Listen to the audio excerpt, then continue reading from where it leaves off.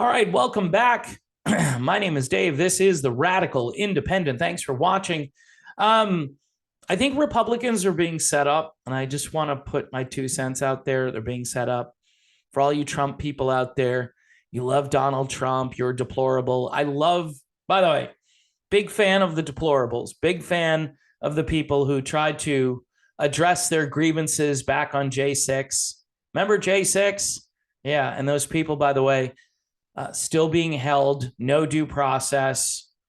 It's basically like a political prisoner. That's what that is, and people should be concerned about that. You should write your congressman, you should write your senators, and say, look, I don't care how this damages you politically.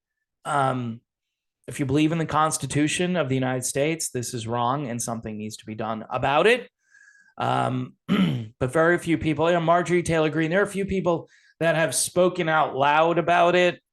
And some people accuse them of just fundraising off of it or grandstanding, whatever it is that you want to call it. At least there is some awareness of it, but it's really a grassroots effort. And it's not a celebrity apprentice effort. It's going to have to be something where people band together and create organizations to get those guys out of jail. As far as plea deals and all this stuff, at this point, I mean, it sounds like a noble cause. Like, I will not recant. I will not say that I hate Donald Trump. And people say, isn't that admirable? Where's Donald Trump been on this? When has he spoken about these people? Seriously, has he mentioned it? And if he has, was it just in passing? Or was it like, we're going to do everything in our power to get these people free? We're going to raise money for their families. Maybe there is some stuff going on behind the scenes. All right. But the news media, other than a few very rogue places, they don't say anything about this. All right. And I don't even care. Look, you may not like Trump. You may not like his politics. You may love Trump. I don't care who this was. I don't care if this was John Kerry and this happened, which it would never. See, all of this is a setup. The J6 thing was a setup. Trump announcing for president is yet another setup. It's another trap. The establishment and the Republican Party, and it's, by the way, look at how many people in Congress. You know how I can gauge how many people are serious about being based or different, whatever, within the Republican Party? It's like a handful of people, and all the money that's gets voted for Ukraine, like boom, boom. All right, so if you're that's how I gauge it.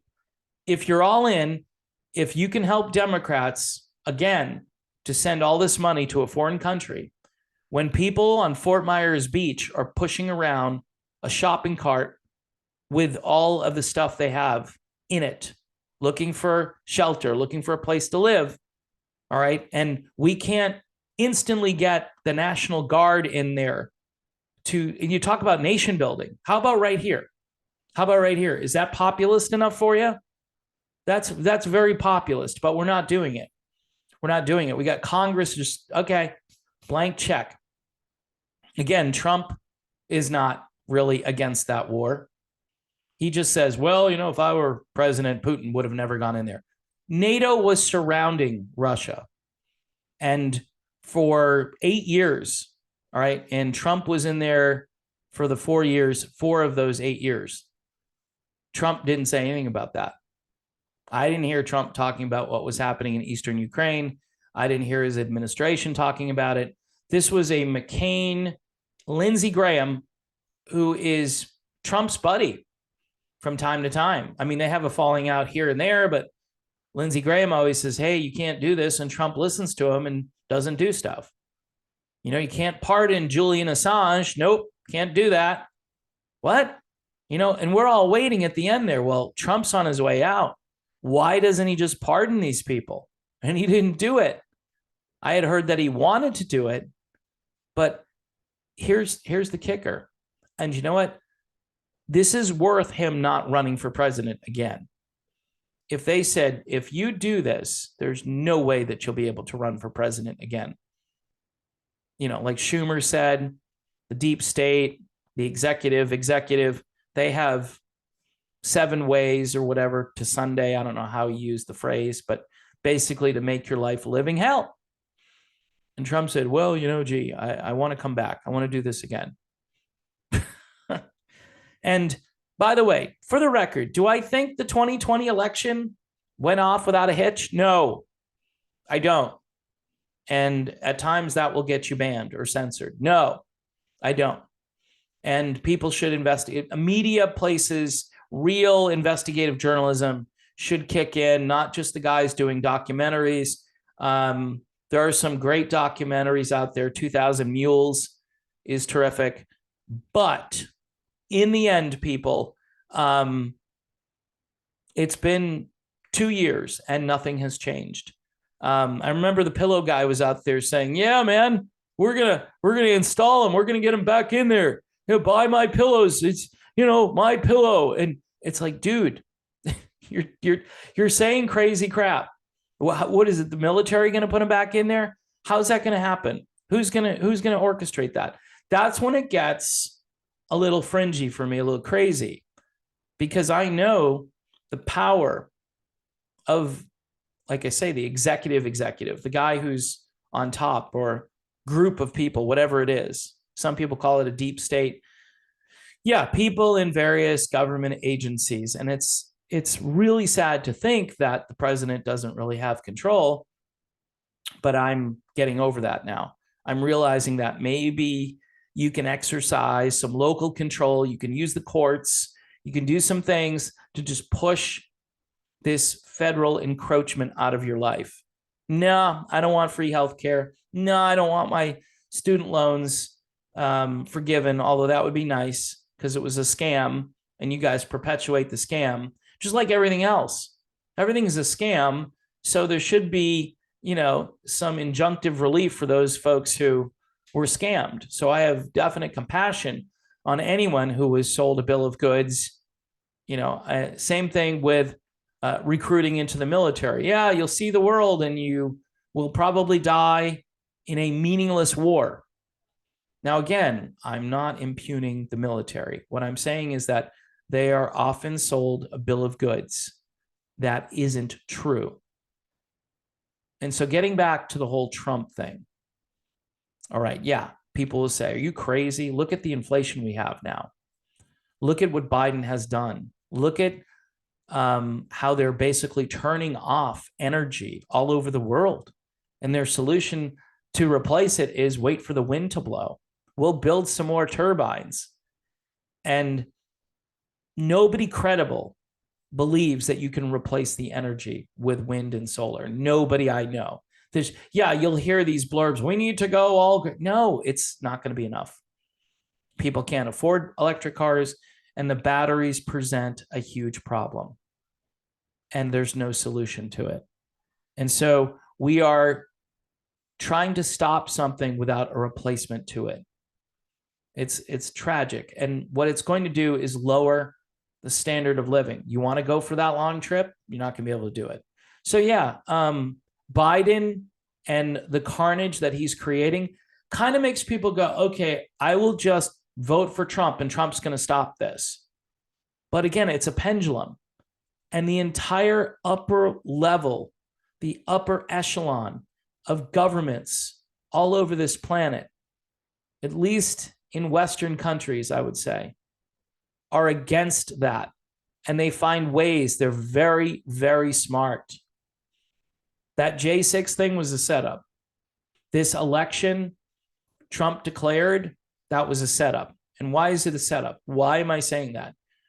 Because the Republican Party is only maybe 20 or 30% in his camp. And there are people kind of in the middle that will go his way if he wins, but really don't like him. And then there are a hardcore bunch of people that kind of want to go back to like the Mike Pence way of doing things. Seriously. Pence was on with Sean Hannity the other day, and I was like, Sean, are you out of your mind? Mike Pence, but this is the Republican Party. That's mainstream. That's like lower taxes and I don't know, we'll cut your taxes a little bit and we'll reduce some regulations and we'll call it a political party and we'll believe in God, kind of, but we won't tell you any difficult concepts within that. You know, it's just kind of like this esoteric version of Christianity, and that's what we believe in. Hail Caesar. It's not going well for those of us who want something completely different. Hence, I'm registered as a libertarian. And people say, well, you know, and you have problems. I know you're going to go on the drug issue. You're going to go on something. They're soft on the, you know, soft on criminals because you worry about what the police are up to. You should be worried about the police, what the police are up to. And here's why. Because you're just rubber stamping an authoritarian state with your politics. So you're creating an authoritarian police force. And you see it more and more. I see body cam footage, I see videos, and it's not, has nothing to do with minorities versus other groups of people. What it is, moreover, for the most part, is that these cops get a little bit power hungry. They get a little bit trigger happy. So everybody should have the same rules. You shouldn't have special rules that exempt cops. In fact, cops really should be held to a very high standard. It's kind of like the military. You do something wrong, there's a military tribunal waiting for you. You know, all I hear is, you know, suspended without pay or suspended with pay, under review. That's what I hear all the time. Is it a good old boys network? Maybe. Not all of them. Again, I'm thankful, you know, but I'm not, it's trust but verify. It's Ronald Reagan, what he said. Yeah, I trust the police, but I would verify, you know, all of the other things that would make them not fit to do their job, or maybe, you know, look at their back. I mean, I don't know. There are a number of things that you can talk about when it comes to the police. I am pro-police, but I am also pro-individual. So again, the individual not doing anything wrong should be left alone. And typically, hey, I saw that your taillight was out. And then 2 minutes later, the guy's being hauled off because he's got a little bag of something in his car. Now you may say, well, that's illegal. Right. And so that's a stupid idea. It's all stupid. It's entrapment. So in any event, yeah, libertarianism, it's not perfect, but it's more pro-individual. It's more pro-freedom. It's more constitutional. You think the Republicans are constitutional these days? They always say, I'm constitutional, conservative. It's like, no, you're not. You're not. I mean, go read the amendments, you know? Go read the articles. Like I say, some people read the Constitution for the articles. That's what you have to do. But, you know, getting back to the Trump thing, and so Trump's running for president, which would guarantee a Democrat victory at this point. Guarantee. You know what you need? You need somebody who, and again, I don't even know if this matters because I think the whole thing is just a joke at this point. But if you want to see some kind of victory where, you know, maybe this spigot gets turned off for 4 years or 8 years, which again would be a long shot right now. It really would be, because both parties go over the cliff at different speeds, but they both go over the cliff. That's the punchline. So, you know, you got to find somebody who can appeal to independents, maybe a few moderates, hardcore, real constitutional people as well, and a few of the old school lefties, progressive lefties from years ago who still believe in the Constitution. And they used to say in those days, well, I may disagree with you, but I will go to the mat to defend you in your ability to say what you want to say. Nowadays, that's called hate speech. If you say something that they disagree with, then you're spewing hate speech. Years ago, hate speech was protected speech, and it isn't hate speech. It's just a different opinion than you have, because I don't fall in line with a narrative, So Trump's announcement itself was so underreported compared to when he came down the escalator. See, here's the other important piece of this. So in 2016, the media made Donald Trump and did so willingly. So much so that people on the left complained because they were like the neo-libs. They were complaining because they're like, hey, you gave him so much free publicity and you love to talk about him because your ratings go up. And that's exactly what happened. I think the media is over that.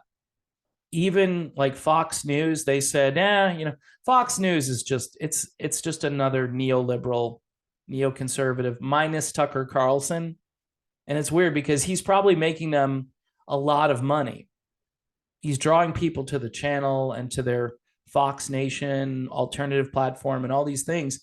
But then pretty much for the rest of the day, it's, soft conservatism. It's, we need to kick Putin's butt. That's what we need to do.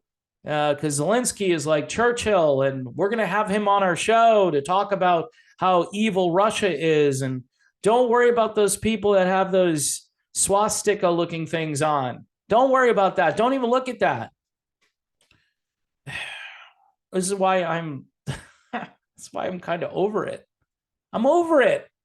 It's, being a libertarian makes me an elitist. Like the shirt says, I'm elite. I'm better than you people because I'm not going to play that. I'm not playing that game anymore. You saying to me, well, I support Trump. He's a good guy. And I go, it's kind of vague. Explain what makes him a good guy. Is it his Christian values?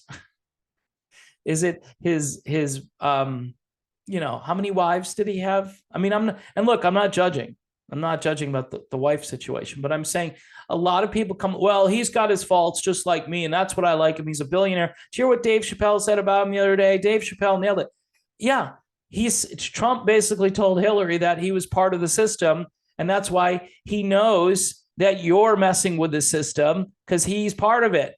So both candidates are part of the system. Shouldn't we get somebody who's wanting to serve the country?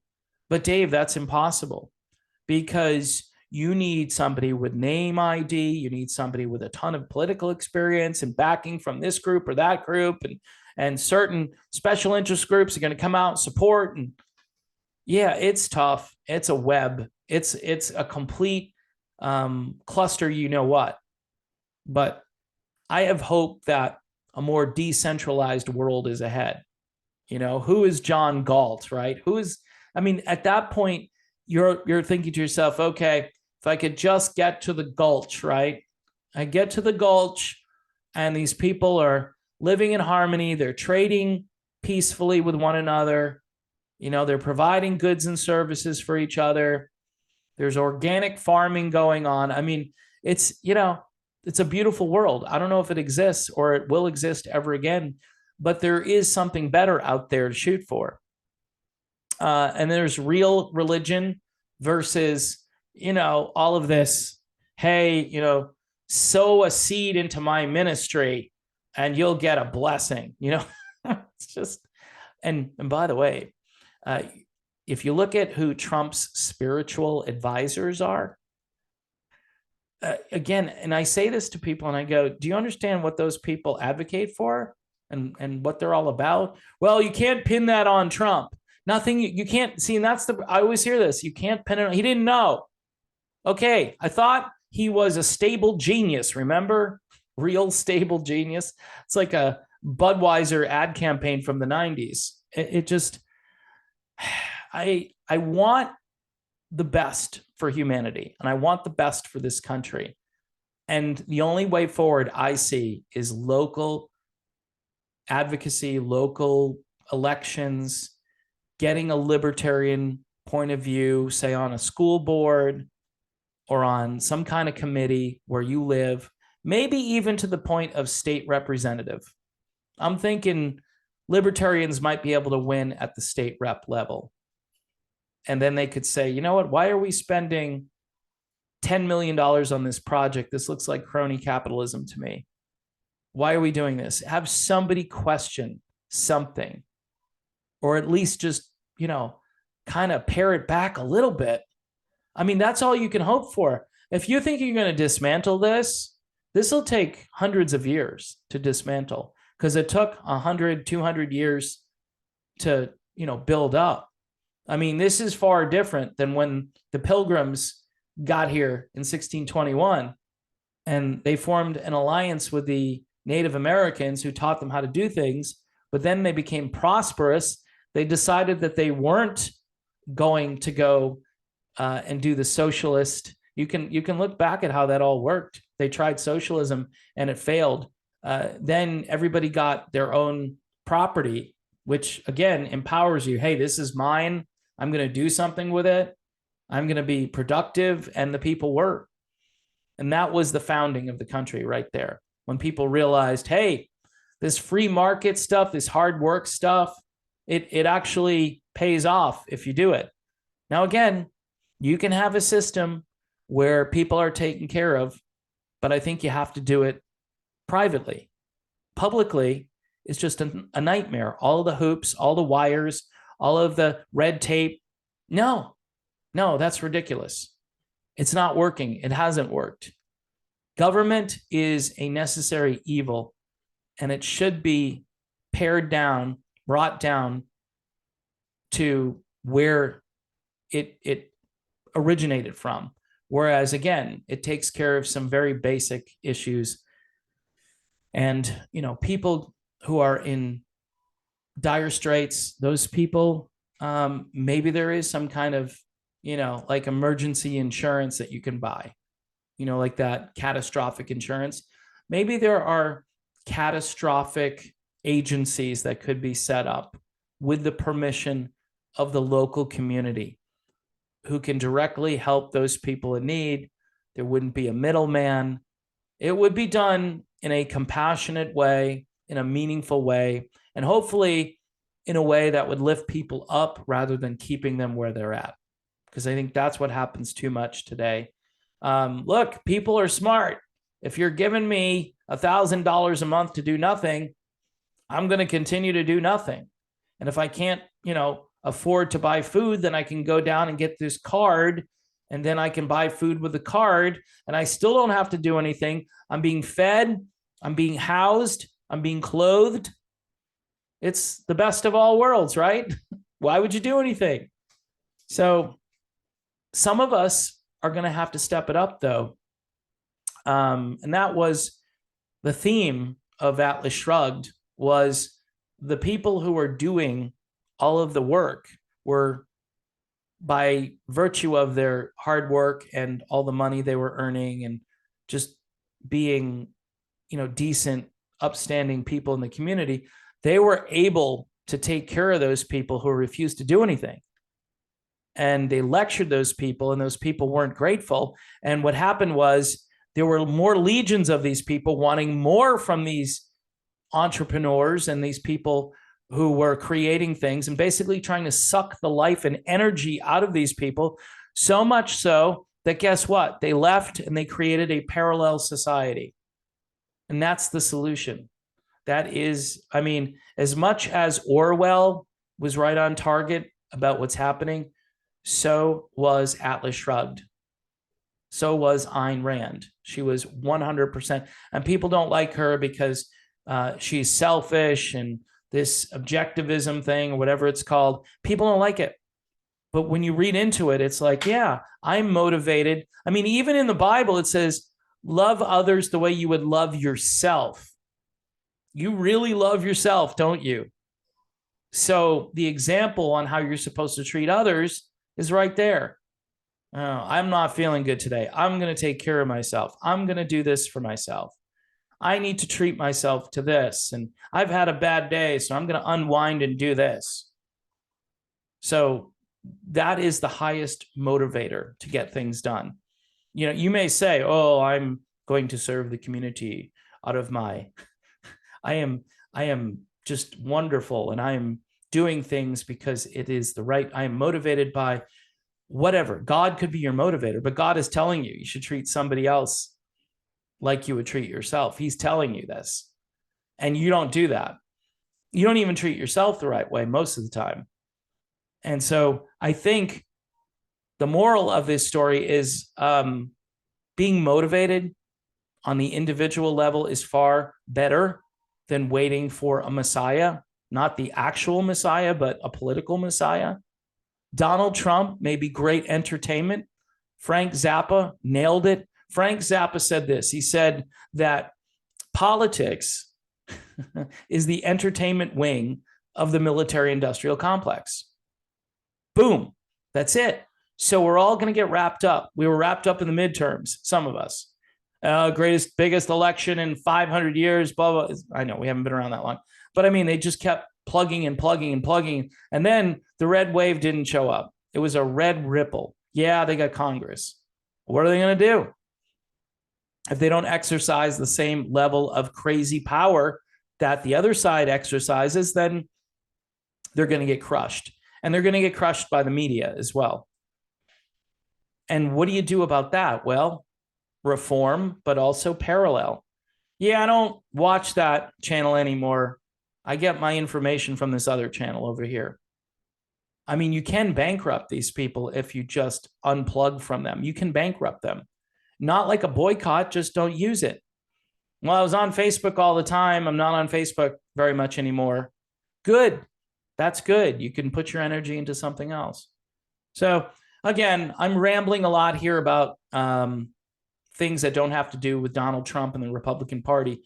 I just think, and look, what do I feel about the left? The left is lost. The left is just horrible. What I'm trying to talk to some more patriotic people, some people who love where they live. They may not love the country and its politics, but when you say you love your country, you love where you live, you love your community, maybe you love your family. There are other things about your country that you can love and be patriotic about. I'm not patriotic about the government that we have at all.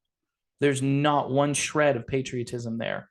Maybe for some of the things from the past, but I'm not living the past. I'm living right now. So I'm more concerned about how we can improve things, not how we can, we're the greatest. We're not the greatest. Stop saying we're the greatest nation on the face of the earth. We're not. And if we once were, that was a long time ago. That wasn't today. You have to go back a long way, and there's corruption. Oh, there's measurable corruption for the last 120, 130 years. And it's really gotten bad, probably really escalated since the JFK assassination. That's the way that's like a demarcation. Like he was, even though he was a Democrat, he was very much a constitutionalist. And maybe he believed in some things I didn't believe in. But he was holding the line on the essentials, and he was calling out things that needed to be called out. Same with Eisenhower. He did the same thing.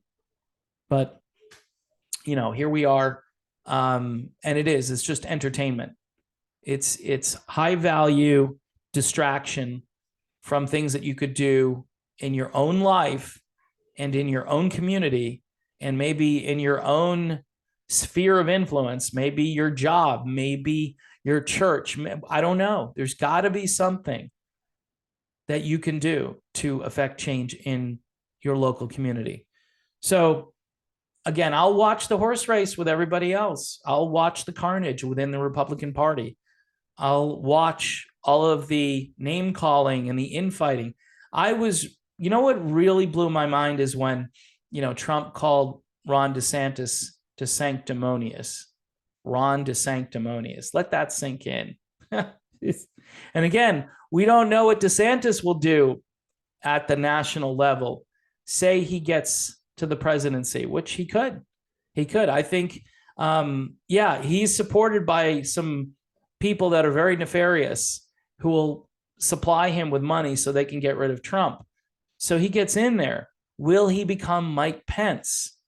Because he was very strong at the state level when it came to freedom. Very strong, not stronger than a libertarian, but pretty good on a lot of things. You could go out, you could do things in the state of Florida. Everybody waited too long. I don't want to get back into that.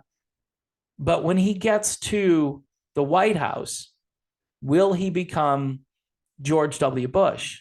By the way, DeSantis got a congratulation from Jeb Bush when he beat Charlie Crist. Hey, you're doing a great job, brother. Jeb Bush. You did a better job than I did as governor. I like you a lot. Wow. So, yeah, when a Bush says some positive things about you, again, this is guilt by association. Doesn't mean that DeSantis isn't a good governor. He is a good governor. But if people are looking at him as the savior, I don't think he's the savior. Although, and here's the way I look at it. It would be great if he just stayed in Florida, because I live in Florida. And if you want to move to Florida and he's still doing the stuff that he's been doing for the past few years, I mean, that's about as good as you're going to get.